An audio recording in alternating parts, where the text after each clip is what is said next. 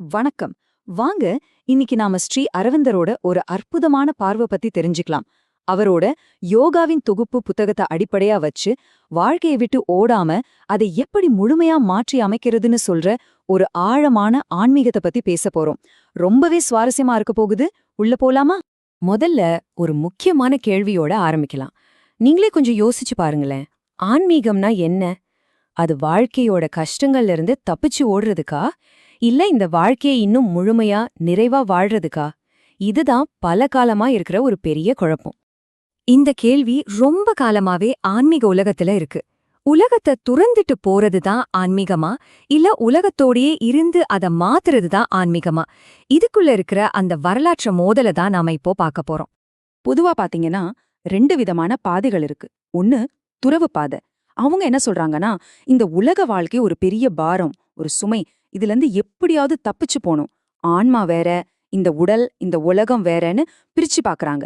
ஆனா இன்னொரு பாதை இருக்கு. அதுதான் உருமாற்ற பாதை. அவங்க சொல்றாங்க, ஏன் தப்பிக்கணும்? இந்த உலகமே கடவுளோட வேலை நடக்கிற இடம்.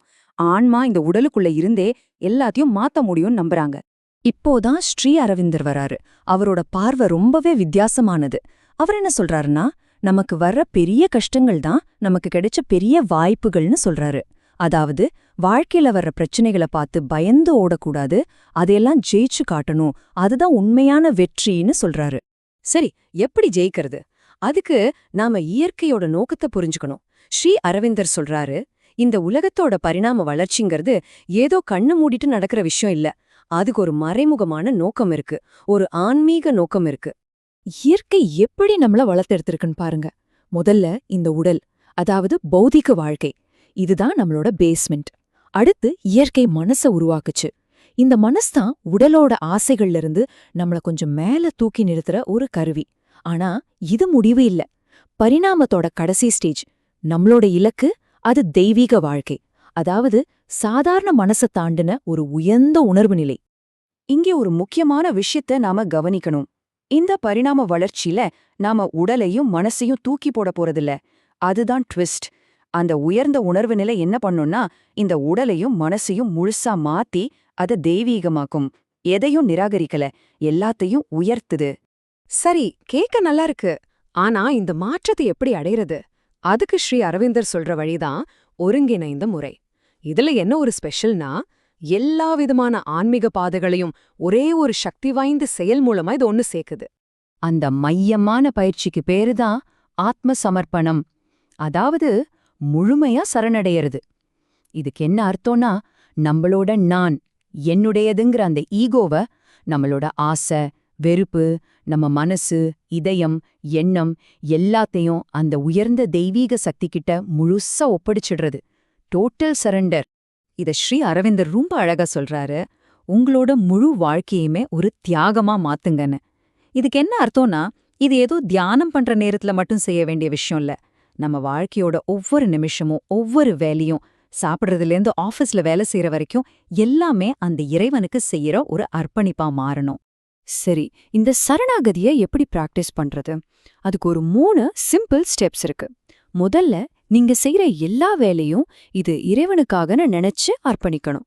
2வது, அந்த வேலையால கிடைக்க போற ரிசல்ட் மேல எந்த பற்றும் வச்சுக்க கூடாது. ஜெயிச்சாலும் சரி, தோத்தாலும் சரி. 3வது, ரொம்ப முக்கியமானது, நான் தான் இதையெல்லாம் செய்றேங்கிற ஈகோவை விட்டுடணும். எல்லாத்தையும் அந்த தெய்வீக சக்தி தான் செய்யுதுன்னு உணர ஆரம்பிக்கணும். நிச்சயமா இது சொல்றதுக்கு சுலபம், ஆனா செய்யறதுக்கு ரொம்ப கஷ்டம்னு ஸ்ரீ அரவிந்தருக்கே தெரியும். அவர் சொல்றாரு, இந்த பாதைக்கு மலையளவு நம்பிக்கை வேணும், பயமே இல்லாத தைரியம் வேணும், அப்புறம் கொஞ்சம் கூட அசையாத பொறுமை வேணும்.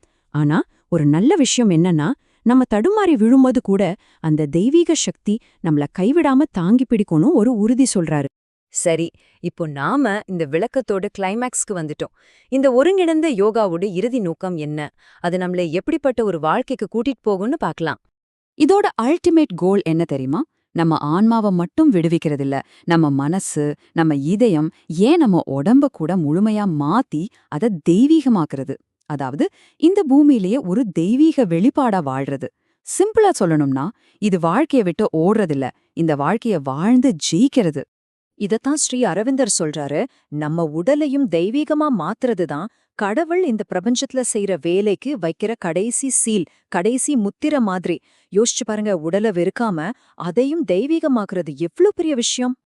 அப்போ கடைசியா ஒரு சின்ன கம்பேரிசன் பார்க்கலாம். மத்த பாரம்பரிய பாதைகளோட இலக்கு என்ன?